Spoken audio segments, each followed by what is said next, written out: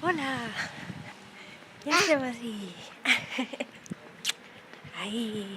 Venia dient-li a Marina que l'acaba de dutxar i fa oloreta sabó de bebè. I venia dient-li que vaig a ficar-li sabó de bebè fins que tinga 20 anys. Bueno, mentre se dice. M'encanta. M'encanta.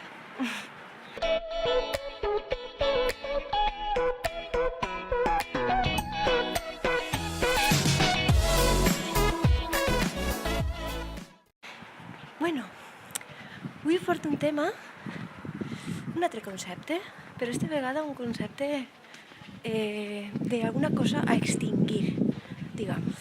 En comptes de que s'extingisguen els ossos polars, que s'extingisga este concepte. Que intentar desterrar-lo del nostre vocabulari i de la nostra vida, no? És la culpa. Chan, chan, guilty. La culpa. Per què? Per què és una paraula tan lletja? Per què és una paraula que no aporta res? O sigui, quan una persona fa una cosa mal, sentir-se culpable, diguem, no serveix de res.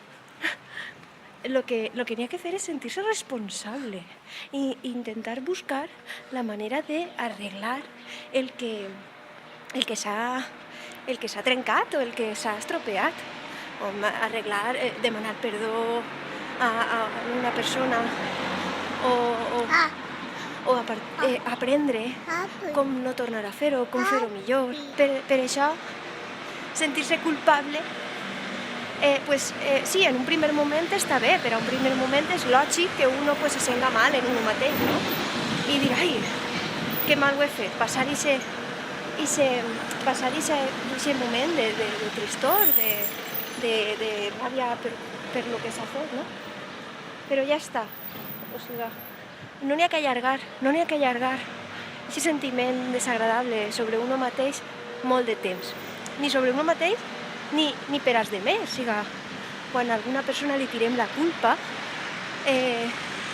tampoc no és productiu, no és sa estar tirant-li-la durant molt de temps.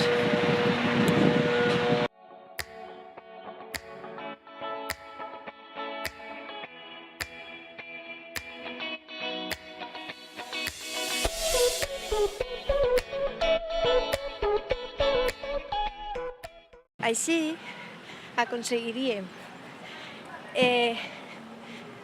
utilitzar la nostra energia cap a restablir i aprendre, restablir un ordre de pau i aconseguir aprendre.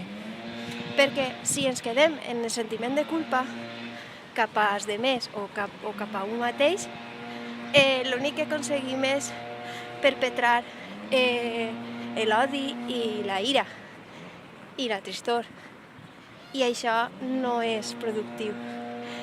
Nosaltres som energia, tot és energia, nosaltres les persones també som energia, per tant hem d'utilitzar-la d'una manera responsable perquè no tenim una energia infinita. O sigui, va acabar la pila. Per tant, hem d'aprendre a gestionar aquesta energia de la millor manera. I bueno, això, a veure si este vídeo sí que se sent. Vinga, adeu!